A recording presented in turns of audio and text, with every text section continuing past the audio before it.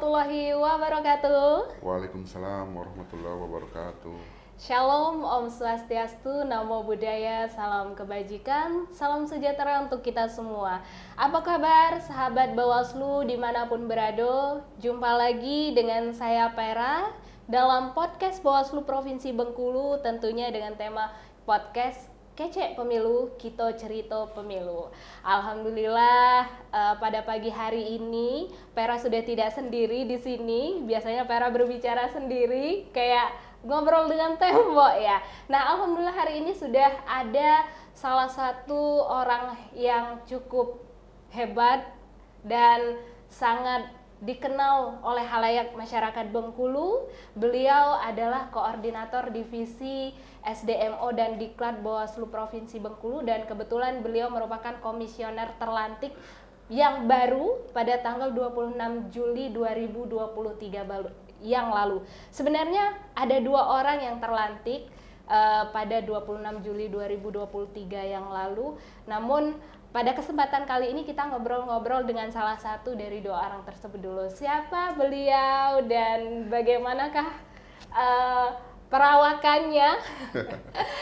Ini dia, Bapak Kordil. Selamat pagi Bapak Kordil. Apa kabar? Sehat, sehat. Beliau ini Bapak Debisi Ilhodi Esos. Dan alhamdulillah sejak Juli 2023 lalu beliau sudah menjadi salah satu pimpinan Bawaslu Provinsi Bengkulu, tepatnya sebagai Kordif SDMO dan Diklat. Apa kabar Bapak, sehat ya? Alhamdulillah sehat. Alhamdulillah sehat. Pagi ini bagaimana perjalanannya Pak dari rumah dengan riang gembira ya di hari Senin pagi? Ya harus ada semangat. Harus semangat selalu. Iya. Kita ngobrol dulu Bapak sebentar dengan sahabat Bawaslu sebagai pembuka ya. Sebagaimana kita ketahui bahwa gelaran tahapan pemilu ini sudah semakin kompleks dan tahapannya sudah terus berjalan dengan cukup padat. Nah, Bawaslu Provinsi Bengkulu juga melakukan pengawalan di setiap tahapan-tahapan tersebut.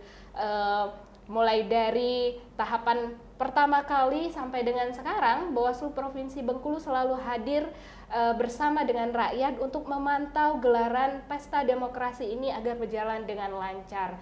Nah, tentunya harapan kita semua adalah tujuannya satu, yaitu menemukan dan mendapatkan pemimpin terbaik yang dapat menjadi tauladan bagi kita semua.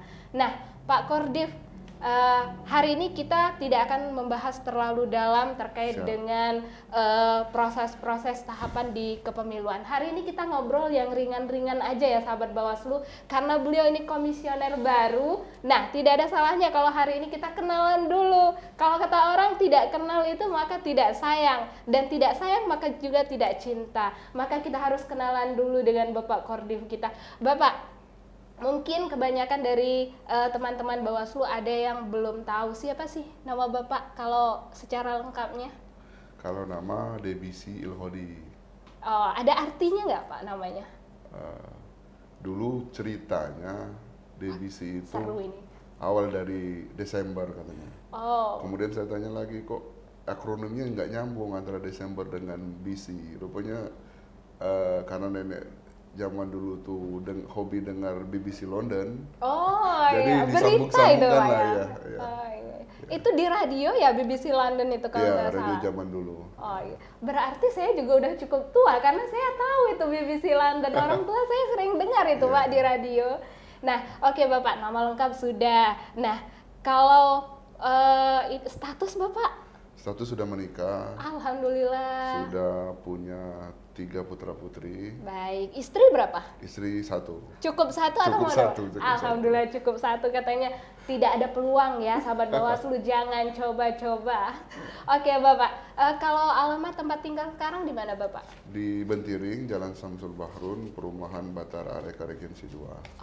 Oke, yang mau silaturahmi boleh ya, tapi calling dulu. Beliau sibuk soalnya. Kalau sibuk nanti rugi aja datang ke rumahnya, tapi pas ketuk pintu nggak ada orang. Oke, Bapak, ini sekarang kita berbicara tentang bagaimana perjalanan karir nih. Dengar-dengar info, Bapak ini dulunya staf ya di Bawaslu Provinsi Bengkulu. Betul. Wah, itu gimana Pak? Luar biasa loh, dari staf Bawaslu Provinsi Bengkulu, sekarang beliau yang jadi komisioner. Itu gimana ceritanya sih Pak? Saya bergabung di Bawaslu Provinsi Bengkulu itu tahun pertama. Bawaslu Provinsi menjadi lembaga permanen itu kan di tahun 2012. Oh baik. Dan kemudian saya ikut bergabung. Tapi Mbak Vera, sebelum bergabung di Bawaslu Provinsi Bengkulu, dunia kepemiluan itu tidak asing lagi bagi saya. Saya kenal kepemiluan itu dimulai dari tahun 2004. Baik. 2004 waktu itu saya masih semester 3. Oh masih kuliah Masih ya kuliah Pak, ya semester luar 3. biasa. Sudah menjadi salah satu volunteer, salah satu pemantau dari Forum Pemantau Forum Rektor tahun 2004. Waktu itu kan pemilu dan pilpres pertama langsung. Oh baik. Kemudian lanjut 2008, saya menjadi salah satu anggota KPU mahasiswa. Jadi Mbak Vera, di UNIP itu proses demokrasinya sudah hampir sama kayak di miniatur negara lah ya. Baik. Jadi ada pemira namanya pemilihan umum raya, kemudian ada TPS, dan saya salah satu anggota KPU mahasiswanya waktu itu. Oh baik. Jadi berarti dulu kalau sekarang kan hanya ada KPU kabupaten, provinsi. Nah dulu tuh berarti malah lebih apa ya Pak? Lebih bagus ya kalau kita lihat. Ada KPU mahasiswa itu untuk pemilihan ketua senat atau sekarang presiden BEM namanya kan. Oh iya baik. Itu TPS-nya banyak waktu itu.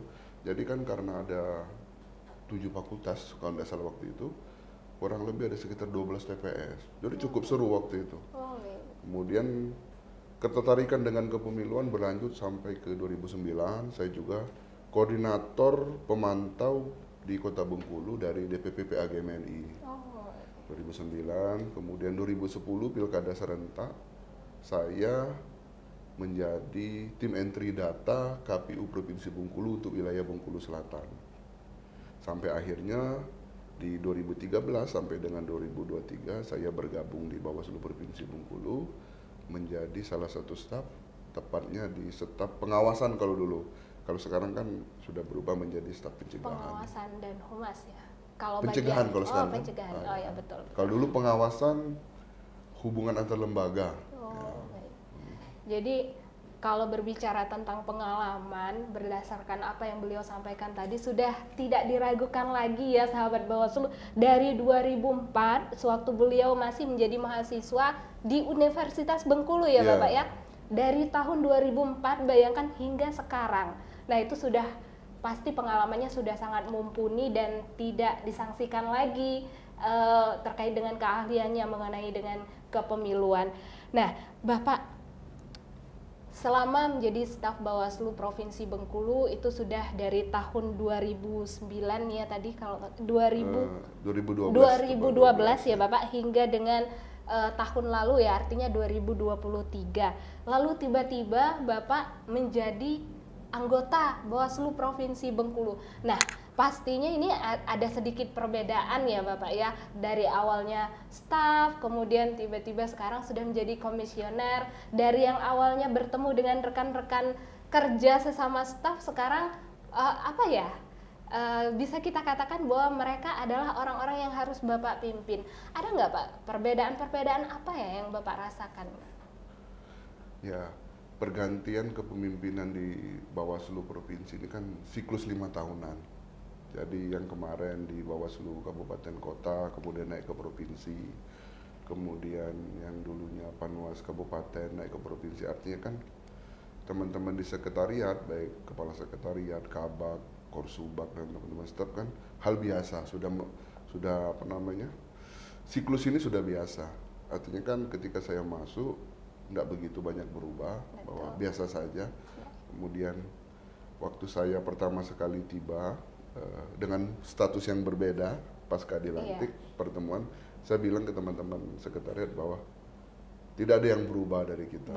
Bahkan saya sampaikan ke audien waktu itu, di situasi non formal ya silakan saja memanggil saya dengan sebutan abang, kakak, emas atau nama. Ya kalau kemudian situasinya formal, mungkin kan kita Ya, saling menjaga. betul, betul, betul. Jadi luar biasa sekali ya, walaupun sudah menjadi pimpinan ya Bapak, tapi tetap dengan rekan-rekan, dengan keluarga besar yang sebelumnya memang kita sudah berkecimpung lama di sini bareng-bareng. Jadi tidak ada perbedaan. Perbedaan hanya sebatas tanggung jawab dan pekerjaan Betul, saja ya Bapak. betul, Gitu, betul. baik, luar biasa. Nah, Bapak, selama ini sudah aral melintang dalam dunia kepemiluan. Apa saja sih suka duka yang pernah Bapak alami dan pengalaman yang paling berkesan saat Bapak mengawal pesta demokrasi? Sepanjang saya di Bawaslu ada 3 yang paling berkesan. Pertama, Sekence 1 waktu itu. Jadi tahun 2014, posisi teman-teman Bawaslu Kabupaten Kota kan masih ad hoc. Oh iya, Masih belum Panwas permanen. Panwas, Iya. Panwas Kabupaten kan. Jadi infrastruktur, alat-alat segala macam belum ada. Jadi kita juga di Bawaslu Provinsi waktu itu stafnya masih sedikit Mbak Vera. Kurang lebih staf teknis itu sekitar 16 orang. Oh, Itu pun baik. dibagi beberapa divisi. Jadi kita menyeken C1 itu, bayangkan Mbak Vera, C1 DPR RI, DPR Provinsi, DPRD Kabupaten Kota, DPD dan Pilpres di provinsi semuanya kan. Semua di Dan provinsi. hanya kita bertiga, berempat sama Masya Allah. Pak Apri waktu itu. Luar biasa, sama Pak Apri Kabak. waktu itu Iya. masih Kasubag. Oh betul, betul. Jadi cerita-cerita ya seru saja. Jadi Masya pengalaman begadang, jadi ceritanya teman-teman ada yang sampai jatuh sakit. Dan Masya Allah, luar biasa. yang kedua pengalaman yang sangat berkesan waktu di Malindeman. Jadi di Malindeman itu ceritanya Mbak Vera ada sekitar kurang lebih 200 daftar pemilih Translapindo tidak masuk ke dalam DPT. Nah waktu itu saya mendampingi Bu Kodim, Ibu Sada waktu itu turun langsung. Wah medannya sangat sulit. Oh, Jadi harus masuk ke Malindeman itu harus menggunakan motor yang pakai rantai yang sudah dimodifikasi dan sama mobil double kardan. Kita melumpur, wah seru. Nah yang ketiga yang sangat berkesan itu waktu soal tapal batas Giri Mulia, Padang Bano waktu itu. oh baik, Itu baik. kan Itu daerah saya ternyata. Oh iya, kita sama Pak Kapolda waktu itu sama Bawaslu sampai nginep-nginep di rumah warga memastikan bahwa daftar pilih dan pemilih pada Pilkada 2015 yang lalu tuh berjalan kondusif, aman, dan pemilih sesuai dengan KTP. Baik, ada 3 hal yang paling berkesan yang sudah dialami beliau selama menjalani proses tahapan pengawasan pemilu. Bapak Ibu, sahabat Bawaslu semuanya. Yang pertama, beliau sangat terkesan dengan proses C1 yang dulu di mana Bawaslu Provinsi Bengkulu hanya memiliki beberapa orang staf, dan dengan 3 orang staf saja mereka bisa selesai mengerjakan proses penyekenan C1 pada pemilu tahun 2014.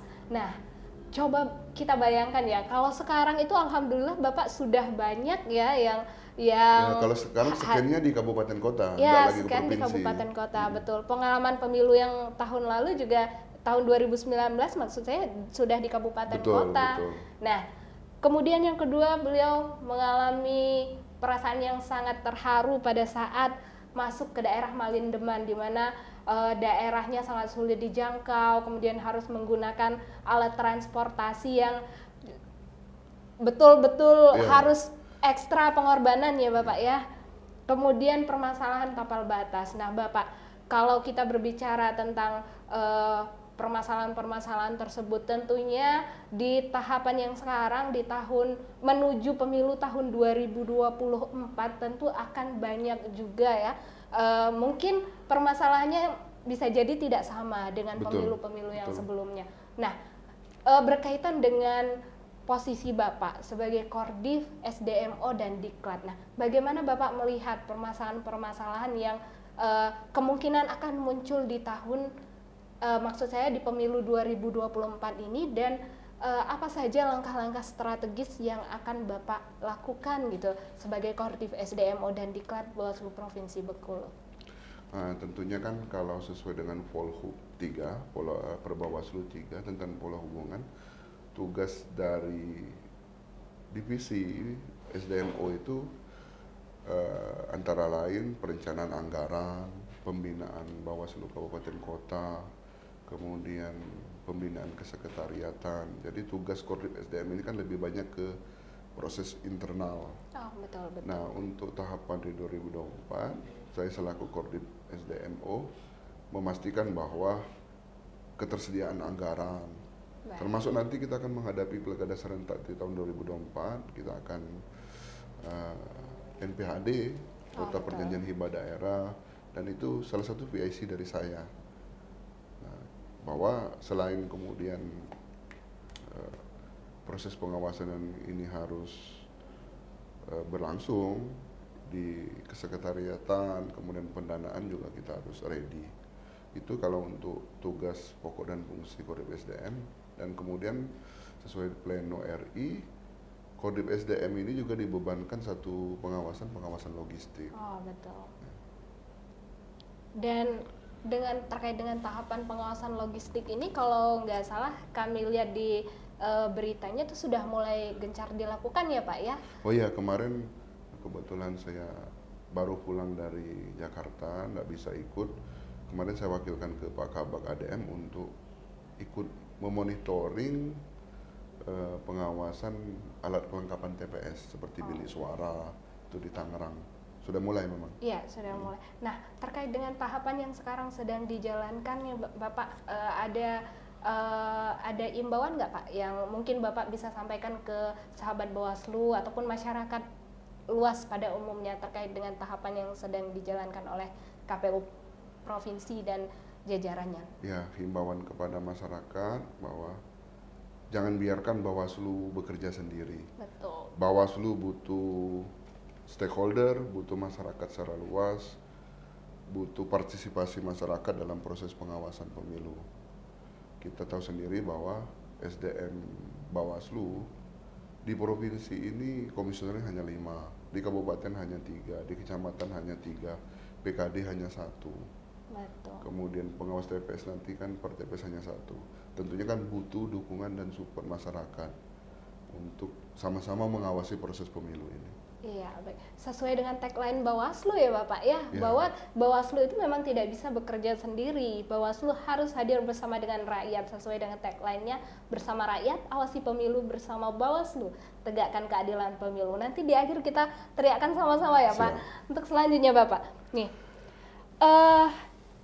sudah tahapan pemilu ini sudah berjalan dengan cukup lama ya Bapak, kalau nggak salah dari tahun lalu itu kita sudah mulai ya, Bawaslu sudah terus mengawal. Nah, dari rangkaian tahapan awal hingga dengan tahapan yang sekarang itu, kalau dari kacamata Bapak, apa saja sih potensi-potensi permasalahan yang kemungkinan dapat terjadi di khususnya di wilayah kita saja, Provinsi Bengkulu ini Pak?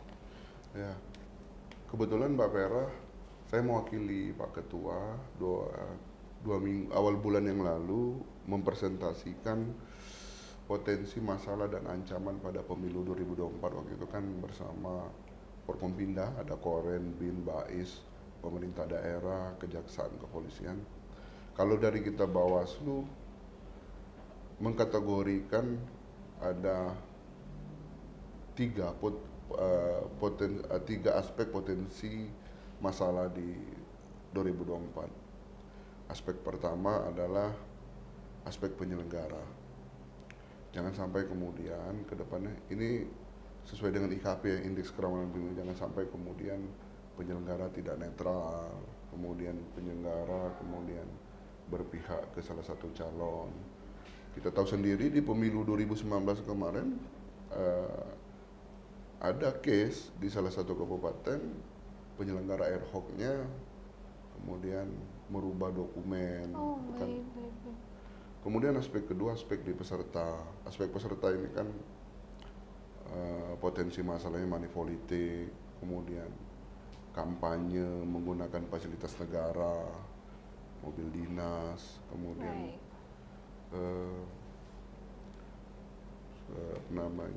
aspek ketiga, aspek pemilih. Nah, kalau aspek pemilih ini kita tahu sendiri bahwa Kota Bengkulu ini salah satu kota tujuan pendidikan. Nah, kemarin itu kan di 2019 ada pemilih yang tidak terdaftar dalam DPT, kemudian KTP-nya juga bukan KTP Bengkulu, kemudian memilih di salah satu TPS akhirnya kan PSU. Itu kan potensi masalah juga. Baik, baik. Nah, aspek yang terakhir, aspek ketidaknetralan ASN. Berkaca dari data 2019, kurang lebih ada sekitar 15 ASN yang tidak netral yang kita rekomendasikan ke KSN. Baik. Dan dari pengalaman 2019, kemudian pemetaan indeks kerawanan pemilu, saya pikir bahwa untuk di pemilu 2024 permasalahan-permasalahan itu bisa saja terjadi ya. Bisa jadi potensi permasalahan yang memang harus kita kawal dengan sedemikian rupa ya Bapak. Betul. Ada beberapa poin itu tadi ya Pak terkait dengan potensi permasalahan yang bisa saja terjadi, mulai dari netralitas penyelenggara, kemudian dari peserta itu tersendiri, kemudian dari pemilihnya, lalu ada juga terkait dengan netralitas ASN. Baik, kalau tadi sudah dijelaskan ada beberapa poin permasalahan yang bisa menjadi potensi dalam proses demokrasi, khususnya untuk demokrasi 2024 mendatang, sudah dijelaskan oleh Pak Kordif, mulai dari netralitas penyelenggara, kemudian permasalahan peserta itu tersendiri, lalu kemudian ada permasalahan terkait dengan pemilih, dan juga ada netralitas ASN. Tentunya dari semua potensi permasalahan ini tadi, Bawaslu bersama masyarakat harus mengawal dengan sangat saksama, dengan sangat teliti di seluruh tahapan, di seluruh elemen, sehingga proses demokrasi tahun 2024 nantinya dapat berjalan dengan lancar. Nah, ini kembali kita berbicara tentang yang hangat-hangat saja Bapak. Tadi belum sempat disenggol, kita nyenggolnya terkait dengan kepemilian terus nih, padahal kita edisinya edisi kenalan. Iya. Bapak tadi berat tadi pertanyaannya. Berat-berat tadi, tegang tadi. Iya, Nah, iya. Bapak kita los saja nih, kalau sekarang ada satu pertanyaan ini yang belum sempat Vera tanyakan. Iya. Di sela-sela aktivitas Bapak yang sangat padat, pastinya kan Bapak merasa lelah, Bapak merasa letih ya pulang dari kantor, nanti besoknya harus berangkat lagi ke kantor dan mengawal seluruh tahapan demokrasi. Nah, hobi Bapak apa sih Pak yang biasa Bapak lakukan di sela-sela waktu senggang Bapak?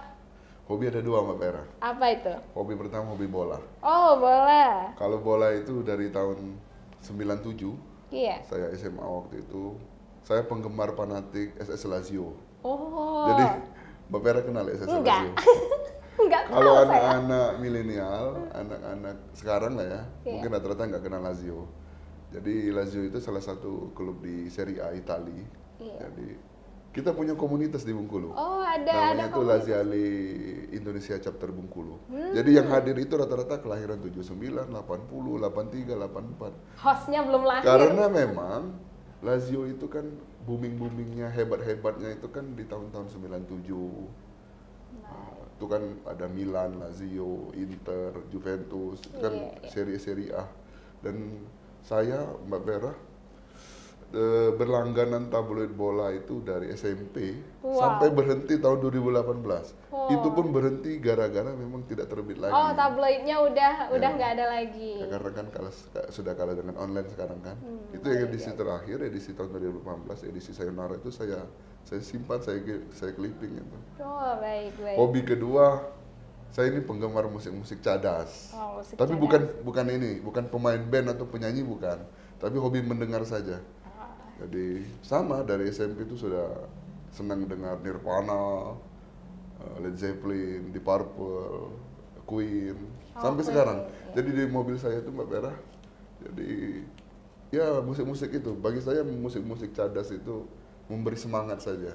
Oh, Jadi baik. memberi semangat, kemudian memotivasi hidup, Baik. bukan kategori lagu cengeng lah ya. Iya, luar biasa. Jadi balance ya dari mulai pekerjaan sampai dengan menjalankan hobi. Jadi pada saat bekerja itu bisa jadi stres, banyak pikiran. Pas di waktu senggang beliau langsung menjalankan hobinya bermain bola dan juga mendengarkan musik, mendengarkan loh katanya. Tapi kalau nggak salah nih, si host Pera ini pernah mendengar beliau bernyanyi dan suaranya merdu loh sahabat Bawaslu. Bapak boleh dong sedikit satu lirik aja lagu yang Bapak suka. Jangan di sini. Oh aduh, di balik layar aja katanya gengs. Oke deh. Oke, baik sahabat Bawaslu dimanapun berada. Kalau tadi kita sudah berbincang banyak, sebenarnya Pera masih banyak mau bertanya ini sabrek ini pertanyaannya. Tapi karena waktu juga yang membatasi dan kebetulan Pak Kordif juga ada kegiatan yang harus segera dihadiri pada pagi hari ini. Mungkin kami cukupkan sampai di sini dulu edisi kenalan kita dengan Pak Kordif. Nanti kalau sahabat Bawaslu masih banyak pertanyaan-pertanyaan yang mungkin masih mengganjal dan ingin ditanyakan, boleh ya kita tulis di kolom komentar, nanti bakal admin sampaikan kepada Pak Kordif. Oke, sahabat Bawaslu dimanapun berada, terima kasih banyak atas atensinya. Sampai jumpa lagi di edisi podcast selanjutnya. Nah, sebelum itu Pak Kordif boleh kita serukan dulu tagline Bawaslu Bapak dalam hitungan ketiga. 1, 2, 3. Bersama rakyat awasi pemilu, bersama Bawaslu tegakkan keadilan pemilu. Baik, terima kasih. Wassalamualaikum warahmatullahi wabarakatuh. Waalaikumsalam warahmatullahi wabarakatuh. Oke.